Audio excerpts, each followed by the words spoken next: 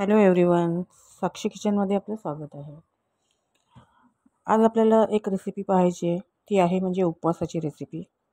यापूर्वीही तुम्हाला उपवासाच्या मी बरेच रेसिपी दाखवल्या आहेत।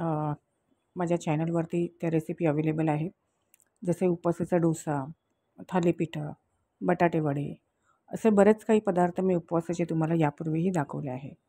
त्यात असाच एक पदार्थ आपल्याला उपवासाचा एक पाहायचा आहे। श्रावण चालू आहे, नवरात्री येणार आहे, त्यासाठी उपवासासाठी तेच खिचडी, साबुदाणा वडा हे सर्व खाऊन कंटाळा आलेला असतो। तर थोडं वेगळं काहीतरी आपल्याला पाहिजे असतं, म्हणून हा एक प्रयत्न।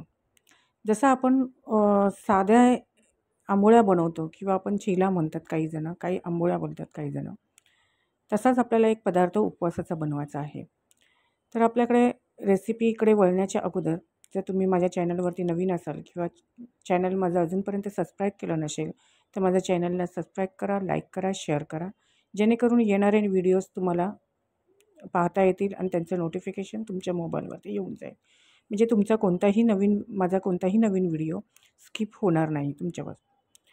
सर्व माझे व्हिडिओ साधेसोप्या पद्धतीने असतात आणि अशीच एक साधीसोपी पद्धत आहे आपल्याला आणि पटकन होणारी आहे। त्यामुळे आपल्याला ही रेसिपी लगेच करता येईल अशी आहे। त्यामुळे पटकन आपण त्या रेसिपीकडे वळूया। त्या रेसिपीसाठी लागणारे जे साहित्य आहे ते साहित्य मी आज तुम्हाला सांगणार आहे, काय काय साहित्य त्याला लागणार आहे।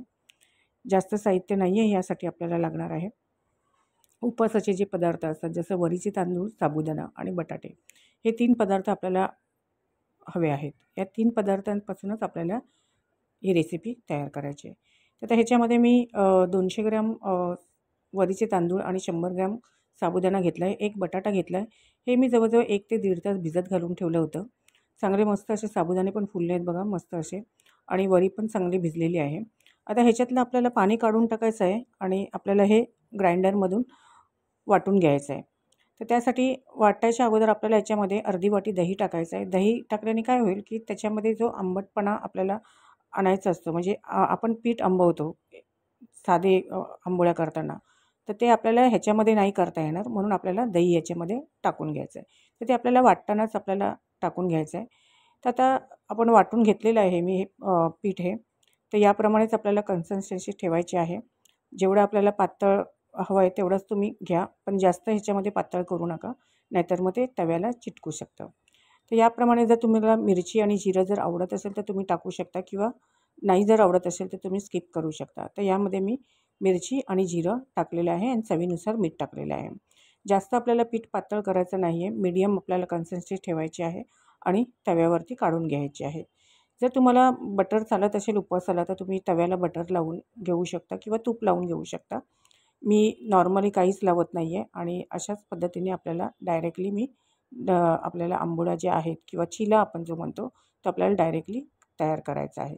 अशा प्रकारे आपण जसे आंबोळी करतो त्याप्रमाणेच आपल्याला पीठ ह्याच्यावरती तव्यावरती पसरवायचं आहे। तर बघा, अशा प्रकारे मी तव्यावरती हे पसरवलं आहे। छान असे बघा आंबोळीला जसे छिद्र तयार होतात तसंच छिद्र ह्याला पण तयार झालेले आहेत आणि मस्त असे आपले चिले किंवा आंबोळी उपवासाची आपण म्हणू शकतो ती तयार झालेली आहे। अशा प्रकारे आपल्याला ही रेसिपी तयार करायची आहे। किती 5 मिनिटात होणारी रेसिपी आहे। तर ही रेसिपी जर आवडली असेल तुम्हाला, किंवा माझ्या चॅनल तुम्हाला आवडत असेल रेसिपी पाहण्यासाठी, तर माझ्या चॅनलला सबस्क्राईब करा, लाईक करा, शेअर करा।